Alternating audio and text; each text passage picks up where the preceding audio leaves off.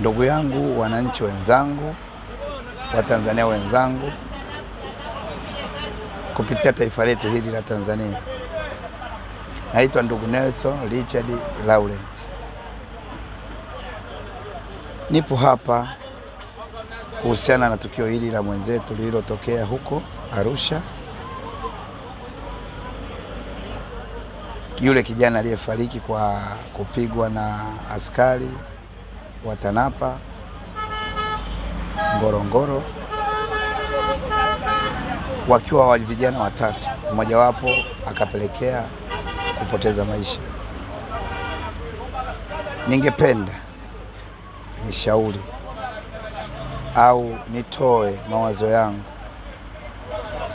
mimi kama Mtanzania kwa Watanzania wenzangu, au pia niseme kuishauri serikali. Kwa kweli kitendo hichi cha mwenzetu kupoteza maisha katika mazingira ambayo nimeyasikia, japo sijayaona, sikuwepo, lakini kuna usemi wanasema kwamba wengi wapi.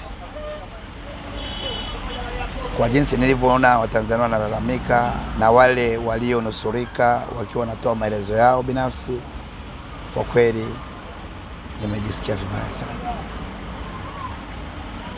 Kulingana na sheria zetu hizi za Tanzania, kwa utaratibu ninaofahamu, labda nianze na hili utaratibu wa sheria zetu. Mtu akikutwa ametenda kosa, amepita njia ambayo sio sahihi, ina maana amekosea njia, alikuwa anaenda eneo fulani, ni lazima kwanza umoje, umchunguze, uangalie, je, ni kweli anakosa kisheria? Na kama hana kosa kisheria, kuna utaratibu ambao unatakiwa ufuate. Aidha uwapigie ndugu zake simu, kwa sababu yeye atakuwa na ndugu,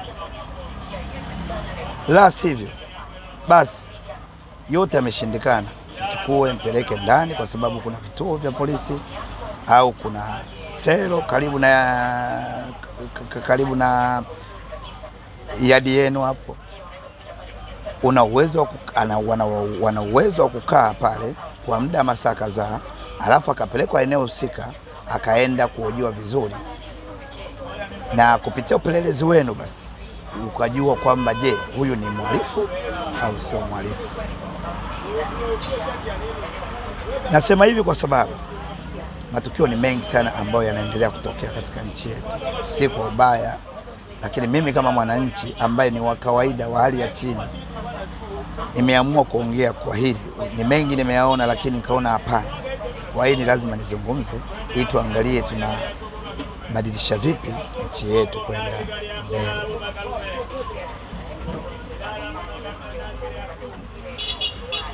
Najua ningependa nitoe labda mfano mmoja ambao huu mfano kwa taifa letu, hata kama leo sipo duniani, vizazi vingine vipo duniani vinaweza vikakumbuka neno hili tu ambao nitaliongea hapa mbele yenu nyinyi kama Watanzania wenzangu.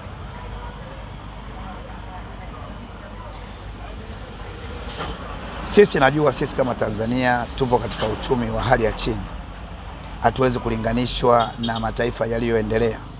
Tupo katika taifa ambalo linaendelea, sio lililoendelea. Ili tufike katika nyadhifa ya mataifa yaliyoendelea, ni lazima tufuate nyayo ya mataifa yaliyoendelea. Kwa hiyo ni lazima tuangalie wao ili tuweze kufika malengo ya kama wao.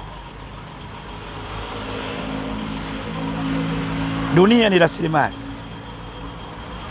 na rasilimali ni watu, na watu ndio rasilimali yenyewe katika hii dunia. Bila dunia haijawa rasilimali watu, na bila rasilimali watu haijawa dunia. Naongea hivyo kwa sababu Tanzania yetu, ukija kupiga takwimu, wakati tunaanza kupata uhuru, tulikuwa watu wachache, tofauti na sasa hivi. ina maana tunaongezeka. Lakini ukija kulinganisha ongezeko letu la kila mwaka, na maanisha population ya watu,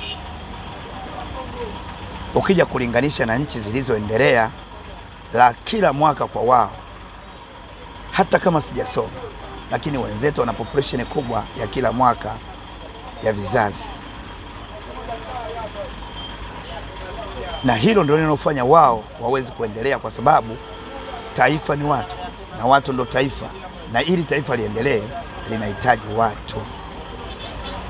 Kwa hiyo basi leo watu hawa wa Tanzania mnaowaua wakifanya kwa kosa dogo tu na waadhibu, na mwisho wake wanapoteza maisha. Hao binadamu ambao wana umri wa miaka 17, 18, 19 mpaka 20 na kuendelea, wangeweza kudumu zaidi ya miaka hata 60, 70, 80 wakiwa katika hii Tanzania yetu. Je, jiulize, wangeweza kufanya mambo mangapi ya kiuchumi ambayo yanaweza kuipeleka dunia yetu, Tanzania yetu mbele?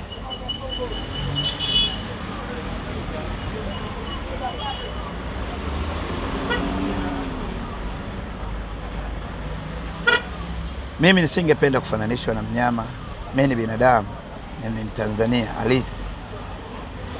Nimezaliwa nikiwa ni mtoto mchanga mpaka hapa nilipofikia. Nikija kuulizwa umeweka vipi mchango katika nchi yangu, naweza nikasema kwa miaka ambayo nimekaa na mambo niliyofanya, hata kama sijafikia katika kiwango cha kiuchumi ninachokitaka, lakini kwa taifa langu nimefanya mambo makubwa sana. Na hilo ndio linifanya mpaka sasa hivi Tanzania inaonekana ni Tanzania, japo bado hatujafikia kama wale ambao wametutangulia, hasa katika mataifa ya wenzetu. Kwa hiyo basi ningependa kuikumbusha serikali, taifa ni watu na watu ndo taifa. Unapomuua mtu mmoja, umeua vizazi 10 ndani ya miaka 3 au 4 ya baadaye, kwa sababu huyo unayemuua ana vizazi vingine ambavyo yeye angevileta duniani, na uwezi kujua katika vizazi ambavyo amevileta duniani vingeleta manufaa gani kwa taifa. Na ndio maana leo au kesho kwa wenzetu huko wanavyomthamini binadamu, endapo imetokea kuna ishu yoyote inayohusiana na binadamu kafanywa tendo lolote ovu, hata kama hukumu yake isiwe leo, lakini ndani ya miaka 10, 15 au 20 wataivumbua, na yule aliyefanya tukio watamwadhibu, ili kutoa fundisho kuwa binadamu atabaki kuwa binadamu katika kulijenga taifa.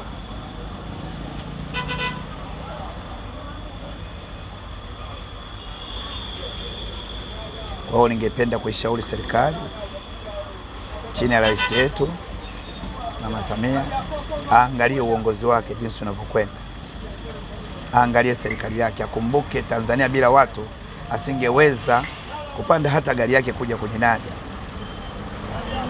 lakini kwa sababu tumekuwa tuna watu, na ndio maana anapanda gari kuja kujinadi ili apate uongozi.